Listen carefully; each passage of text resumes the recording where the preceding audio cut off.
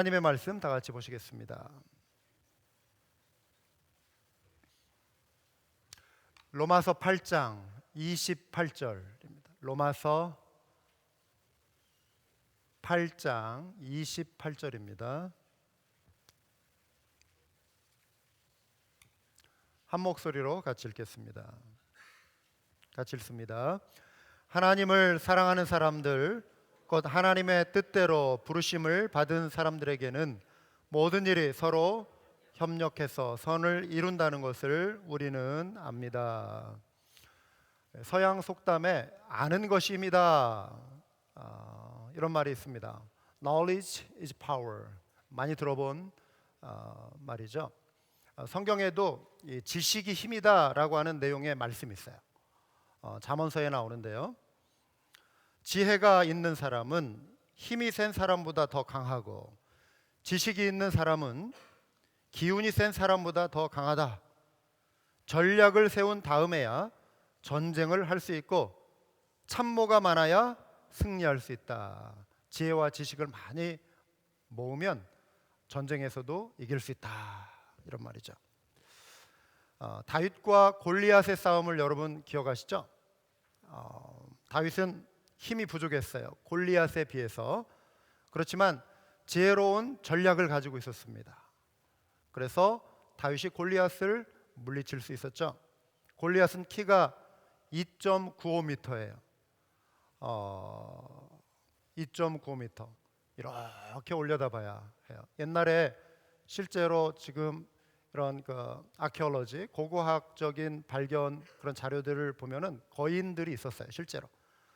이런 거의 3m 이상 되는 거인들이 고대에 살았었습니다. 골리앗도 거인이었어요. 2.95m.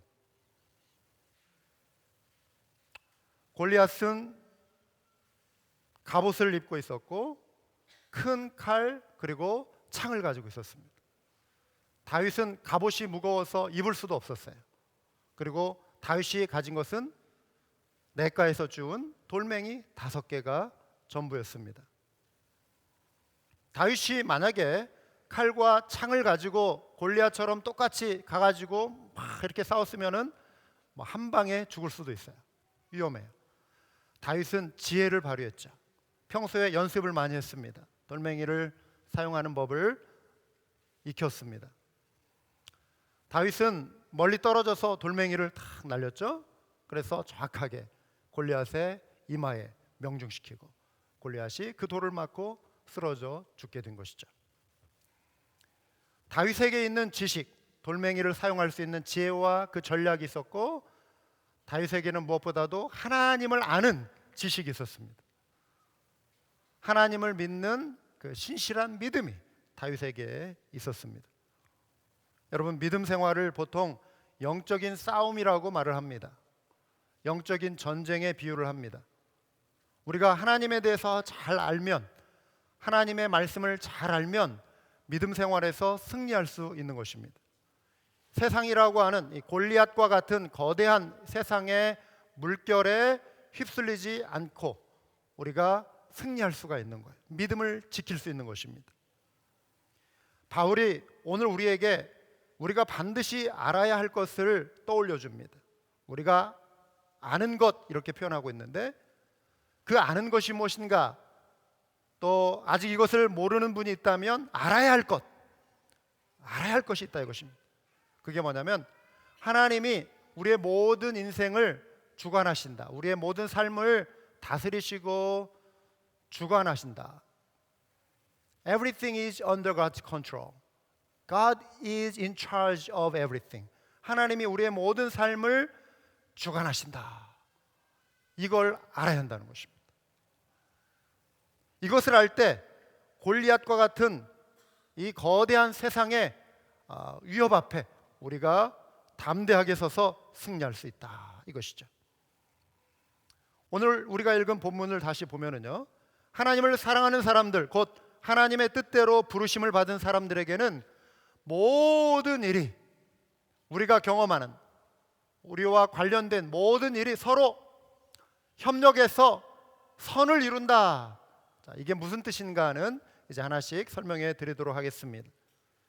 이 구절을 통해 우리가 알아야 할 것 세 가지를 오늘 말씀하고 있습니다.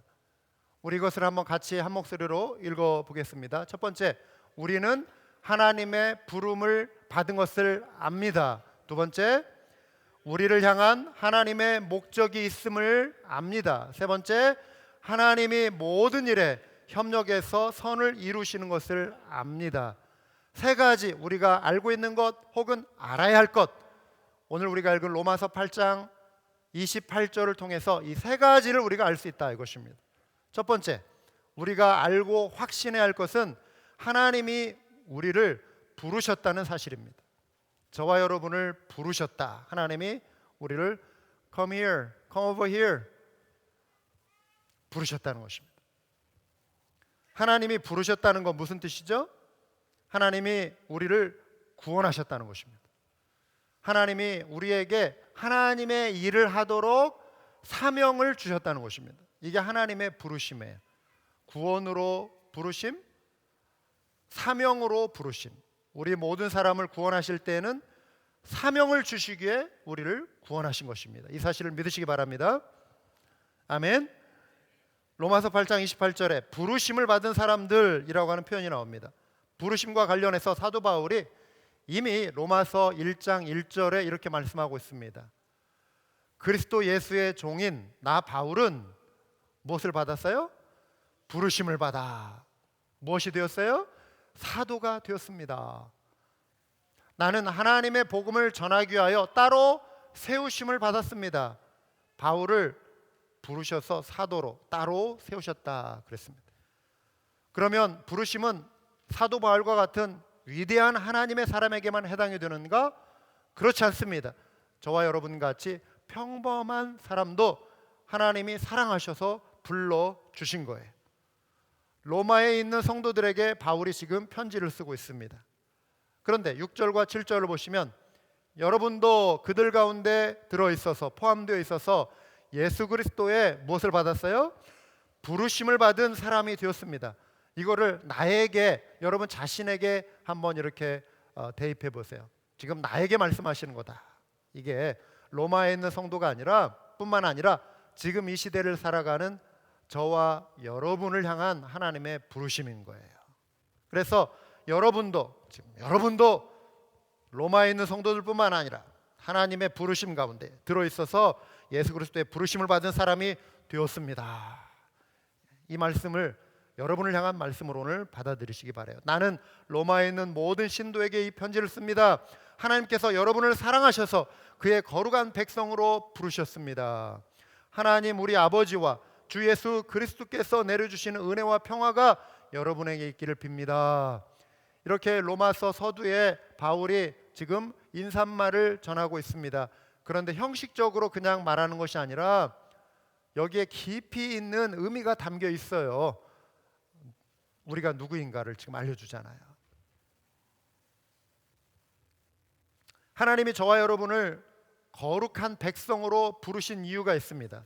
그 이유는 하나님이 우리를 사랑하시기 때문에 그렇습니다. 하나님이 여러분을 사랑하셔서 불러주신 것입니다. 우리가 누리는 가장 놀라운 특권이 무엇이죠? 하나님이 나를 사랑하셔서 나를 불러주셨다 이것입니다. 나를 구원해 주셨다. 나에게 일을 맡겨주셨다. 하나님의 일을 맡겨주셨다. 이게 우리의 가장 놀라운 특권, privilege, God's privilege, our privilege, 우리의 특권이에요. 이것은 우리가 누리는 놀라운 하나님의 사랑이에요. 이 자리에 우리 어린이들이 지금 함께 어른들과 예배를 드려요. 엄마 아빠와 함께 있어요. 아이들이 태어나서 말을 배우기 시작합니다. 그런데 엄마 아빠라는 말을 먼저 배우죠. 마 하다 엄마 빠빠빠 하다가 아빠 이렇게 말을 배워. 이거 전 세계적으로 똑같아요. 빠빠 이 입술에 이렇게 소리 나는 걸로 마 하다가 이게 엄마가 되는 거예요. 엄마가 이제 고쳐줘. 엄마 따라서 하면 엄마 빠빠빠 아빠 이렇게 부르게 되는 거예요. 전 세계적으로 똑같아요. 다 비슷해요. 엄마 아빠는 거의 만국 통일어요. 빠 신기해요? 신기할 거 없어요. 엄마 아빠. 그런데 아이들이 말을 배우자마자 제일 먼저 아빠 사랑해요 이 말을 하는 어린이들 봤어요? 엄마 사랑해. Oh, I love you, mommy. I love you, daddy. 이렇게 말하는 애들 있어요? 없어요. 여러분, 사랑을 어떻게 배우죠? 사랑이라는 단어로 배우지 않아요. 사랑은 말로 표현한 수많은 우리의 어떤 경험들, 감정, 이런 것을 다 막 뭉쳐가지고 표현해요. 사랑은 엄청난 거예요. 근데 그 사랑을 사랑이라는 단어로 배우지 않아요. 엄마 아빠가 자녀에게 사랑을 배워주는 과정이 있어요. 얼마나 소중해요. 예뻐요. 그러니까 그냥 엄마 아빠가 자녀들에게 뽀뽀를 얼마나 많이 했는지 몰라요. 우리는 그렇게 엄마 아빠의 뽀뽀 세례 안아주고 막 아이고 내 새끼 하면서 너 때문에 내가 그냥 살아가면서 안아주고 이거 먹어야지 하면 계속 먹여주고 아이고 씻어야지 하면서 매일 씻겨주고 머리 감겨주고 내 새끼 잘 자라 하면서 자장자장 하면서 재워주고 놀아주고 그냥 엄마 아빠 막 저도 어릴 때 사진 있어요. 제가 이렇게 있으면 우리 주한이 다한이가 제 둘 다 막 제 등 타고 있는 그 사진 놀아주고 그냥 엉엉 막 소리 내주고 아빠가 그래서 아이들이 엄마 아빠의 사랑을 배우는 아 엄마 아빠가 나를 귀하게 여기는구나 엄마 아빠가 나를 이렇게 아 이런 게 사랑이구나 그러면서 I love you, I love you. 아 이게 매치가 되는 아 이게 사랑이구나 수천 번 수백 번 I love you, I love you, I love you. 이 따뜻하고 포근하고 평안한 느낌이 사랑이구나 이걸 느끼게 되는 거예요. 그래서 사랑을 배우는 거예요. 하나님의 사랑도 마찬가지입니다. 하나님의 부르심을 받은 사람은 하나님을 사랑하는 사람이라고 그랬어요. 저와 여러분이 부름받았다라고 그랬죠. 그런데 우리가 하나님을 사랑한대요. 하나님을 사랑하는 사람들이래요 우리가. 그런데 우리가 어떻게 하나님을 사랑하게 되죠? 어떻게 I love you God, I love you so much 어떻게 우리가 하나님을 사랑한다고 말을 할 수 있어요? 처음부터 우리는 하나님을 사랑하는 사람이 아니었어요. 오히려 죄로 인해서 하나님과 멀어졌고 하나님과 심지어 원수가 되었대요. We are God's enemy. 하나님의 원수가 되어 있었어요. 그런데 성경을 열어보고 성경 말씀을 들으니까 예수님에 대한 이야기가 나오고 예수님이 우리를 위해서 하신 일이 기록되어 있는 거예요.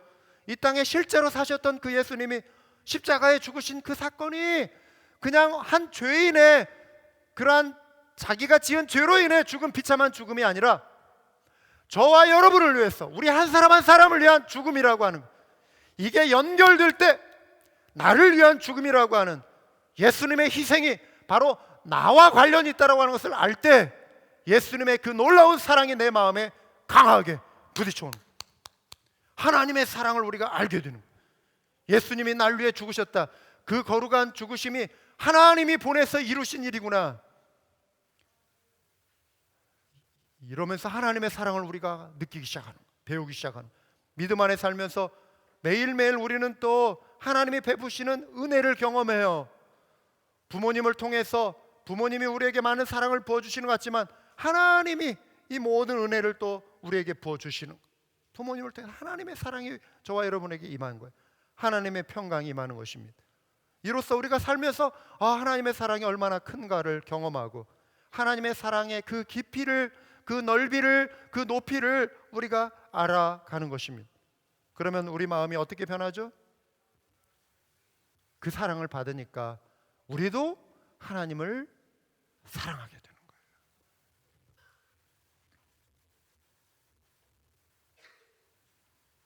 하나님이 우리를 부르셨을 때 우리를요 교회로 또 불러주셨어요. 교회로. 교회는 건물이 아니에요. 한마음교회 하면 여러분 뭐가 제일 먼저 떠올라요? 이 빨간색 벽돌 이 건물이 떠오를 수 있어요. 아니면 이 복도 이 건물 여러분이 움직이는 이 교실 예배실 이런 건물이 떠오를 수 있는데 교회는 건물이 아니에요. 이거는 우리가 예배드리는 장소이고 이 건물은 우리가 교회예요. 지금 우리가 모인 이 모임이 교회입니다. 교회는 하나님의 백성들, 하나님이 불러주신 사람들이 모인 그 모임이 교회인 거예요. 교회는 믿음의 가족이에요. 집에 가면 아버지가 있고 어머니가 있고 자녀가 있고 가족이 있어요. 가족 구성원이 있어요. 그런데 그 가족들이 여럿이 이렇게 지금 모여 있어요. 여기에 여러 가족들이 함께 모여 있어요. 믿음의 신앙의 가족, 한 가족, 형제 자매가 된 거예요. 형제 자매, 믿음의 신앙의 가족, expanded family, 확대된 가족. 그러면 가족 안에 가장 중요한 것, 가족이면 반드시 있어야 할 것 뭐예요? 가족에게는 서로 무엇이 필요해요? 이미 답이 많이 나왔어요. 사랑이 필요해요. 가족은 서로 사랑해야 합니다. 서로 사랑이 필요해요. 그래서 교회도 확대된 가족이기 때문에 사랑이 흘러넘쳐야 하는 거예요. 만나 모임도 작은 교회입니다. 그 작은 교회들이 주일에 연합으로 모여 우리 한마음교회 전체 연합을 이루는 거예요. 영적으로 교회 안에 새로 거듭나 예수님을 믿고 새 생명으로 태어납니다. 그러면 앞서 믿은 하나님의 사람들이 그들을 환영하고 그들에게 악수하고 그들을 안아주고 따뜻한 미소를 보내고 관심을 보내고, 그러면서 교회 생활을 통해 내가 느끼는 이 좋은 느낌이, 내가 이렇게 환영받고 나를 이렇게 도와주는 이 좋은 느낌이 바로 하나님의 사랑이구나. 교회 안에서 서로가 서로를 향해 이런 마음을 가져야 하는 것입니다. 그 사랑으로 풍성하게 채워진 마음으로 하나님과 이웃과 교회를 사랑하는 마음으로 변화되는 것입니다. 사랑하는 여러분, 우리는 사랑받도록 부름받았어요. 그리고 사랑하도록 부름받은 존재예요. 따라 해볼까요? 우리는 사랑하도록 부름받았습니다. 여러분, 우리가 사명을 가지고 섬기고 사역을 하는 게 사랑을 실천하는 거예요. 예수님의 사랑을 나누는 거예요. 그 사랑을 실천하도록 하나님이 우리를 불러주셨다 이것입니다. 여러분, 이것을 알아야 한다는 거예요. 너희가 아는 것은 이것이다. 너희가 알아야 할 것은 이것이다. 하나님이 우리를 부르셨다라고 하는 것입니다. 이것을 알 때 우리의 마음이 바뀌는 거예요. 왜 내가 구원받았는가? 이것을 알 때 내 마음이 새로워지는 것입니다. 우리가 알고 확신해야 할 것 두 번째, 우리를 향한 하나님의 목적이 있다라고 하는 사실입니다. 여러분, 한 사람 한 사람을 향한 하나님의 부르심의 목적이 있어요. 하나님의 뜻대로 부르셨다 그랬어요. 에베소서 1장 5절 6절 같이 한번 읽겠습니다. 하나님은 하나님의 기뻐하시는 뜻을 따라 예수 그리스도를 통하여 우리를 하나님의 자녀로 삼으시기로 예정하신 것입니다. 그래서 하나님이 하나님의 사랑하시는 아들 안에서 우리에게 거저 주신 하나님의 영광스러운 은혜를 찬미하게 하셨습니다. 하나님의 기뻐하시는 뜻을 따라 우리를 하나님의 자녀로 삼으셨대요. 부르심의 목적이 나와요.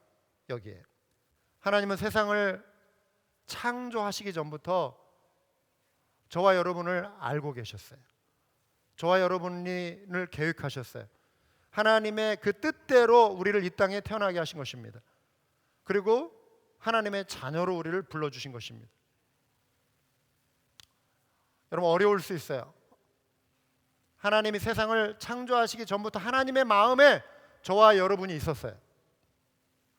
하나님의 계획 속에 저와 여러분이 있었어요. 여기 한 사람 한 사람 한 사람의 이름을 아시고 전능하신 전지하신 하나님 마음속에 우리가 있었습니다. 그리고 때가 참에 예수님을 보내셨고 때가 참에 여러분을 이렇게 교회로 불러주셨어요. 우리 부모님이 자녀에게 이렇게 하시는, 이렇게 말하는 분도 뭐 없겠지만 절대 해서는 안 되는 말 있죠. 나는 네가 태어날 것을 결코 계획하지 않았단다. 나는 너를 원하지도 않았어. 네가 태어난 건 엄마 아빠에게 슬픔이야. 아마 우리 자녀들이 이런 말을 들었다면 그날 집 나갈 거예요. 그래, 내가 왜 엄마 슬퍼하게 해? 나 집 나갈 거야. 뭐 가도 어디 갈 데도 없어. 그냥 미국은 차가 없으면 못 움직이잖아. 운전도 못하고 어디로 가. 그런 엄마 아빠하고 이렇게 그 얼굴을 본다는 건 아이들에게도 이제 고통이겠죠. 엄마 아빠가 만약에 그런 말을 한다면 그런 말을 하는 분은 없겠죠. 여러분, 모든 생명은 하나님의 축복입니다. 할렐루야. 우리의 자녀는 하나님의 축복이에요. 하나님의 은총입니다. 이사야 선지자를 통해 이스라엘 백성에게 이렇게 말씀하셨습니다. 바로 내가 내 아이를 모태에서 나오게 하거늘 어찌 내가 아이를 낳게 할 수 없겠느냐. 주님께서 말씀하신다. 아이를 낳게 하는 이가 나이거늘 어찌 내가 아이를 못 나오게 맡겠느냐. 너의 하나님께서 말씀하신다. 자녀를 태어나게 하시고 임신하게 하고 해산하게 하는 분이 하나님이시라는, 생명을 주시는 분이 하나님이세요. 그러니까 내 아이, 소중한 아이, 어떻게 하나님을 믿는다고 하면서 너는 나에게 슬픔이야 이렇게 말할 수 있겠어요? 하나님의 은총이고 하나님의 축복입니다. 자녀는 하나님의 놀라운 선물이에요. 하나님이 만일 여러분을 보시면서 여러분이 만약에 하나님의 직접적인 음성을 들으실 수 있다면, 하나님이 만약에 여러분에게 이런 말씀을 한다면 어떤 느낌이 들겠어요? 내가 너를 구원한 건 나의 실수야. 넌 나에게 슬픔이야. 나는 너를 구원한 걸 후회해. 여러분, 하나님은 실수가 없으십니다. 로마서 11장 29절 같이 한번 읽어볼까요?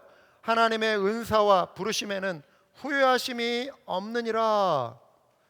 여러분, 한 사람 한 사람을 부르시고 구원하신 거는 실수가 없으시고 후회가 없으시다. 왜요? 하나님이 미리 아시고 미리 계획하신 결과예요. 여러분, 하나님의 계획 속에 여러분이 지금 존재하는 거예요. 우연히 그냥 교회에 나와서 예수님 믿은 것이 아니라고 하는 것입니다. 하나님의 인도하심이에요. 구원하신 거 후회하지 않으시고 어떤 직분 맡겨주신 거 후회하지 않으신다는 것입니다. 우리를 충성스럽게 여겨 직분 맡겨주신 것입니다. 여러분, 주님을 섬기면서 나는 왜 이렇게 부족해, 이렇게 느끼며 스스로에게 실망할 수 있습니다. 누구처럼 이런 재주도 없고, 누구처럼 말을 잘하는 것도 아니고, 누구처럼 노래를 잘하는 것도 아니고, 누구처럼 운동신경이 좋은 것도 아니고, 끊임없이 내가 나를 이렇게 비교하고. 그런데 하나님은 여러분 한 사람 한 사람에게 주신 고유한, 여러분만이 가지고 있는 은사, 여러분의 재능이 있어요. 우리가 이지혜 사역을 하면서 우리 난민 자녀들에게 보여주고자 하는 게 있어요. 뭐냐면 그 아이들의 마음속에 하나님이 주신 특별한 재능들이 있거든요. 그걸 발견하게 도와주는 거예요. 교육은 목적이 그래요. 존 듀이라고 하는 유명한 그 실용주의 그 진보주의라고 해요. 프로그래티즘 그 교육학자가 있는, 이분이 교육이라고 하는 것은 그 사람의 마음속에 있는 그 좋은 것을 끌어내는 것이다. 근데 이게 어떤 좀 인본주의적인 그런 가르침이긴 하지만 하나님의 관점에서 보면, 우리 속에 하나님이 주신 은사와 재능이라고 하는 측면에서 보면은 우리 속에 있는 좋은 것, 우리 아이들 자녀들이 어떤 교육을 받을 수 있는 좋은 환경에 노출이 되면 이런 것도 해보고 저런 것도 해보고, 나에게 미술적인 재주가 있구나, 이게 내가 굉장히 좋아, 재밌네. 그럼 그 아이들이 그 재능을 통해서 계속해서 자기의 꿈을 발전시켜가고, 또 음악적인 재능, 신체적인 어떤 재능, 어떤 언어적인 감각. 그래서 이 미국 사회에서 자기들의 재능을 키워가서 열심히 공부하면, 미국은 또 기회의 땅이에요. 여러분들이 공부 열심히 하고 그러면 스칼라십도 많이 받고, 그래서 가난해도 미국에서는 얼마든지 공부해서 자신의 삶을 이끌어갈 수 있는 그런 환경을 미국은 여러분들에게 제공해 주는 것입니다. 그럼 난민 자녀라 할지라도 부모님은 가난해요. 이들의 부모님들은 고생하며 이곳까지 왔어요. 그렇지만 자녀 세대에서는 부모의 가난을 대물림하지 않아도 되는 거예요. 열심히 해서 자기의 좋은 점을 발전시켜서. 그러니까 이지혜의 목적 중에 하나가 그거예요. 그리고 이들이 예수님 믿고 복음 들고 그들의 출신지로 나가서 전도도 하고 선교도 하는 일을 하라고. 여러분, 우리 모두에게는 내가 부족하다고 느낌에도 불구하고 또 실망할 때도 있지만 하나님이 우리에게 주신 좋은 것이 있어, 아름다운 것. 때로 주님을 섬기면서 나의 능력과 지혜 한계를 느끼며 포기하고 내려놓고 싶은 마음이 생길 수 있지만, 하나님이 여러분 한 분 한 분을 향한 뜻을 가지고 계시고 불러주셨고 계획을 가지고 구원하셨고 일꾼으로 부르셨다는 사실을 여러분 믿으시기 바래요. 그래서 우리가 그 일을 통해, 나의 부르심을 통해 하나님의 영광을 찬양하는 사람이 되게 하신 것입니다. 그래서 여러분 포기하지 마시고 믿음으로 순종하며 하나님이 나에게 어떤 일을 맡겨주실 때 달려가시기 바라요. 공부하는 학생은 학생으로서 최선을 다해서 믿음 생활도 잘해야 하고 예수님도 잘 믿어야 하지만 공부도 또 주중에는 열심히 하고, 그래서 내가 하는 공부가 나의 어떤 성공, 내가 잘 되는 것, 이게 목적이 아니라 공부를 통해서 하나님을 기쁘시게 하는 하나님의 영광. 우리 학생들 이 자리에 예배 드리기 때문에 제가 좀 엑스트라로 말을 많이 이렇게 하는데, 여러분들이 그런 어떤 꿈이 있으면 공부에도 능률이 있어요. 왜 내가 공부하는가? 그냥 부모님이 나를 공부 잘하는 사람 되기를 기대하시기 때문에, 그러면은 그런 건 오래 가지 못해. 부모님하고 관계가 좋아지지 않으면 오히려 공부 안 해요. 부모님께 복수하자. 나 공부 안 해. 엄마 아빠에게 복수하자. 나 공부 안 해. 그럼 엄마 아빠를 내가 사랑하면 또 엄마 아빠가 기대하는 것을 내가 할 수 있겠죠. 그러나 그런 것은 굉장히 약해요. 그런데 여러분들이 믿음 안에 있기 때문에 내 삶이 하나님의 계획과 목적 가운데 내가 하나님의 영광을 위해서 내가 살아가는 존재, 하나님의 영광을 위해서 공부도 하자. 그러면은 그 신앙 안에서 하면 여러분들이 인생의 분명한 목적을 가지고 꾸준히 달려갈 수 있는 거예요.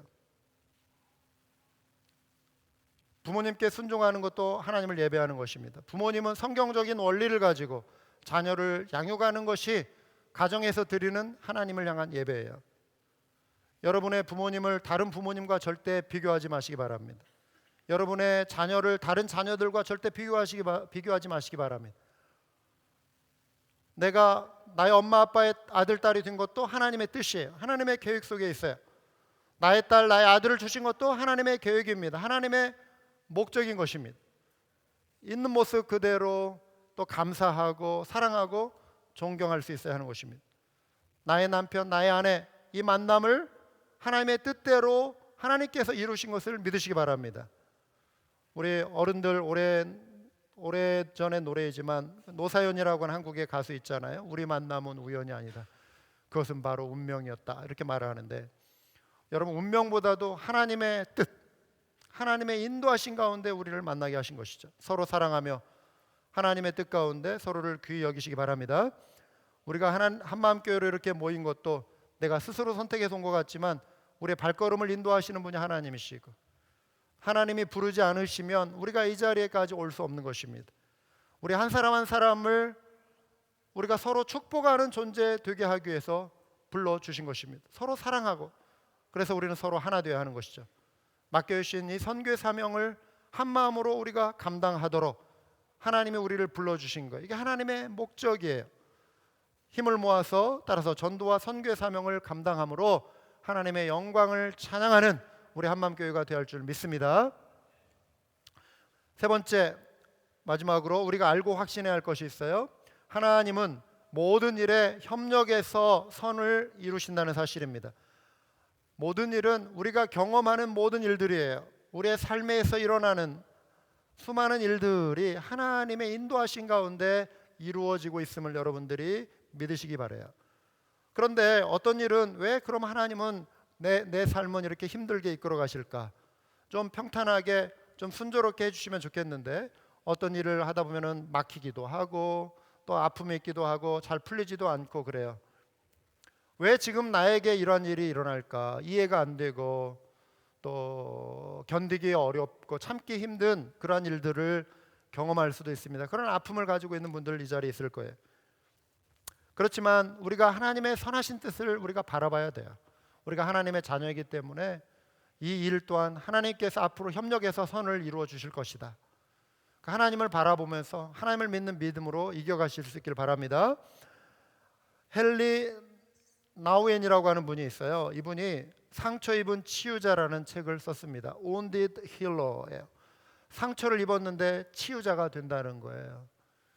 먼저 그 안에 예수님의 이야기가 있어요. 예수님이 바로 상처 입은 치유자, 십자가의 그 고통, 그 죽음의 고통, 그 십자가의 고통을 통해 예수님은 고통을 아셨어요.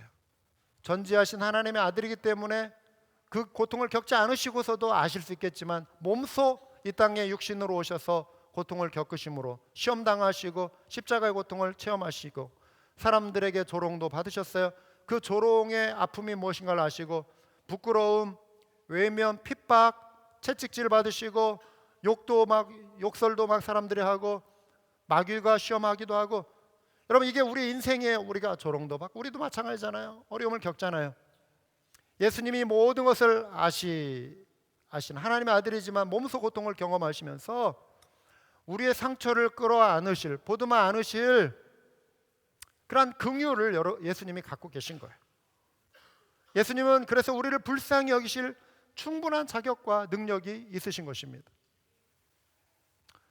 예수님이 wounded healer, 상처 입은 치유자.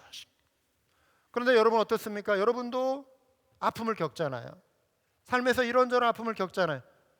그 아픔이 여러분을 성숙하게 해줘요. 왜 지금 나에게 이 아픔이 있을까?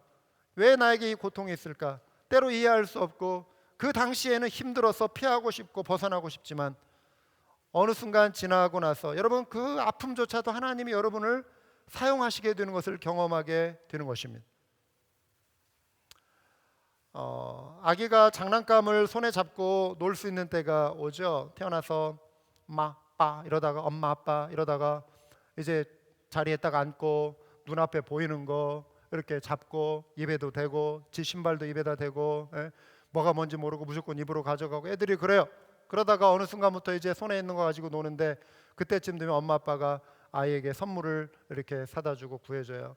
이런 퍼즐 조각, 세모 모양, 뭐 네모 모양, 동그란 모양, 별 모양 이런 데다가 이렇게 보면은 애가 이렇게 끼워 맞추는 거예요. 이렇게 보고 그 이제 지각이 발달하면서 이거는 이렇게 동그랗게 생긴 데다 이렇게 넣어야 하는구나. 별 모양은 별에. 여러분 갖고 놀아봤죠?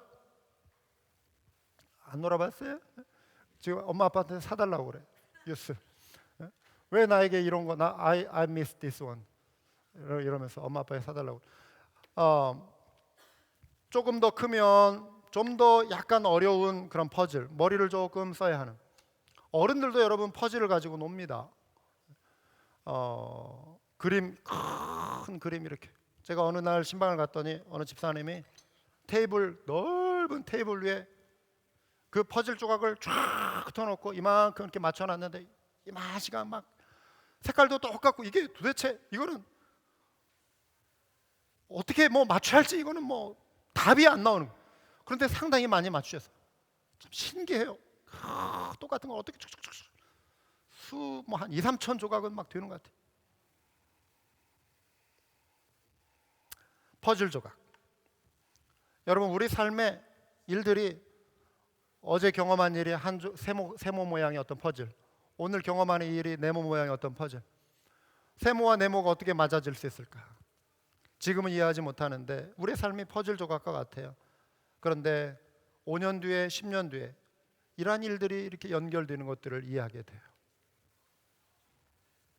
지금은 어렵지만 언젠가 하나님의 뜻이 이런 것이었구나 깨닫게 되는 날이 온다라고 하는 것입니다. 협력해서 선을 이룬다는 말이 이런 뜻입니다.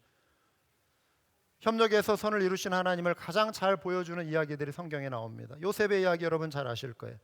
하나님이 꿈을 주셨어요. 장차 큰 인물이 될 것을 알려주셨습니다.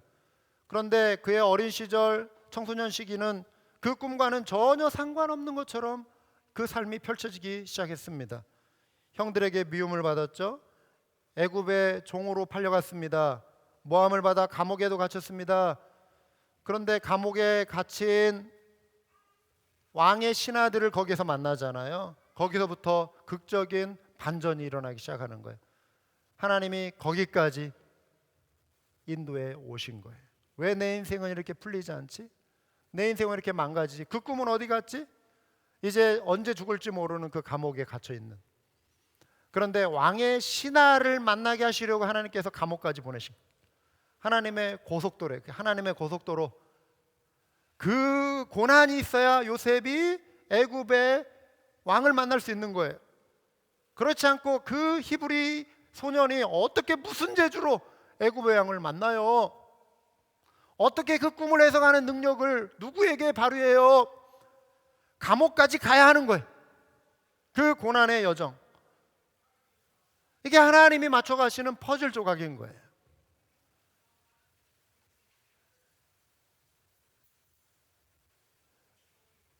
하나님이 애굽에서 요셉을 높이셨어요. 총리가 되게 하셨잖아요. 형들이 이제 애굽에서 곡식을 구하러 와서 요셉을 만나며 두려워하기 시작했습니다. 요셉이 우리를 복수할 것이다. 우리가 그를 미워해서 노예로 팔아넘겼는데 이제 힘이 세진 요셉이 우리를 괴롭힐 것이다. 두려워했습니다. 요셉이 힘들어하는 형들을 위로하죠. 우리 한번 같이 읽어볼까요? 형님들은 나를 해치려고 했지만 하나님은 오히려 그것을 선하게 바꾸셔서 오늘과 같이 수많은 사람의 생명을 구원하셨습니다. 그러니 형님들은 두려워하지 마십시오. 내가 형님들을 모시고 형님들의 자식들을 돌보겠습니다. 이렇게 요셉은 그들을 간곡한 말로 위로하였다. 퍼즐 조각이 맞춰지는 순간, 그것은 아브라함에게 약속하신 언약, 내가 하늘의 별과 같이 해안의 모래와 같이 너희 자손을 번성하게 하겠다. 무슨 말인지 아브라함 그 약속을 받긴 했지만 도대체 이게 뭐지? 이삭에게 비슷한 말씀을 하셨어요. 야곱에게 비슷한 말씀을 하셨어요. 퍼즐 조각들이에요. 가난과 기근 속에 팔레스틴 땅에서 다 굶어 죽을 수도 있어요. 요셉을 미리 애굽으로 보내신 거예요. 70명이 집단 이주 와서 그 아브라함의 자손들이 생명을 유지하고 애굽에서 수많은 사람들로 정말 해안의 모래알과 같이 번성하게 된 거예요. 하나님의 계획이에요. 퍼즐 조각을 하나님 맞춰주시는 거예요. 하나님의 언약을 요셉이 깨닫게 되는 순간 그 마음이 넓어졌어요. 그래서 형들을 미워하지 않고 용서하고 하나님의 뜻 앞에 하나님의 뜻을 받아들인 것이죠. 여러분이 지금 감옥에 갇힌 요셉처럼 어떤 고난이나 힘든 일을 겪고 있습니까? 하나님의 선하신 뜻이 이루어질 것을 믿고 인내하시기 바랍니다. 내가 생각했던 미국의 이민 생활이 이것이 아니었는데 왜 내 삶은 이렇게 꼬이고 내 형편은 나아지지 않는 걸까? 왜 나의 가정과 결혼 생활과 자녀는 내 마음을 이렇게 아프게 하는 것일까? 이런 생각이 올 수 있지만 모든 일을 합력하여 선을 이루시는 그 하나님을 여러분 기대하시기 바랍니다. 고난 중에도 허락하시는 은혜를 발견하실 수 있길 바라요. 에스더의 이야기 여러분 아시죠? 유다 백성이 하만이라고 하는 사람의 모략에 의해서 다 죽을 지경에 든 거예요.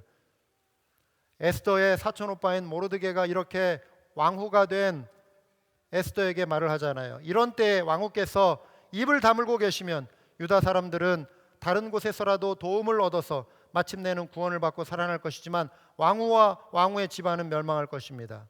왕후께서 이처럼 왕후의 자리에 오른 것은 바로 이런 일 때문인지 누가 합니까? 바로 그 왕후라고 하는 특별한 그런 위치를 통해서 지금 왕후의 친백성인 이 유다 백성을 구원할 수 있는 일을 좀 해보라고 모르드게가 지금 말을 하는 거잖아요. 여러분의 삶에 에스더처럼 어떤 놀라운 특별한 지위나 어떤 권리나 어떤 영광을 누리고 있습니까? 물질의 복, 사회적인 영향력, 지식, 여러분이 누리고 있는 삶의 복, 은혜도 하나님이 여러분을 사용하시기 위해서 허락하시는 것을 믿으시기 바랍니다. 그래서 영광의 도구로 쓰시려고 부으신 허락하신 하나님의 은혜라고 하는 거예요. 협력해서 선을 이루시는 하나님의 계획입니다. 여러분 이러한 것을 알고 우리가 확신할 때 오늘의 나의 삶을 내가 해석할 수 있는 그 힘이 생기는 거예요. 받아들일 수 있게 되는 거예요. 하나님이 우리 삶을 다스리신다. 우리 삶을 이끌어 가신다. 그래서 이겨갈 수 있는 거예요. 여러분을 향한 하나님의 목적이 있음을 믿으시기 바랍니다. 모든 일에 협력해서 선을 이루시는 것을 여러분 믿으시기 바라요. 해결되지 않는 문제로 인해 답답해하거나 슬퍼하지 마시고 인내로서 믿음의 경주를 달려가는 우리 모든 한마음교회 우리 가족 다 되시길 주님의 이름으로 축원합니다. 우리 한번 기도하시겠습니다.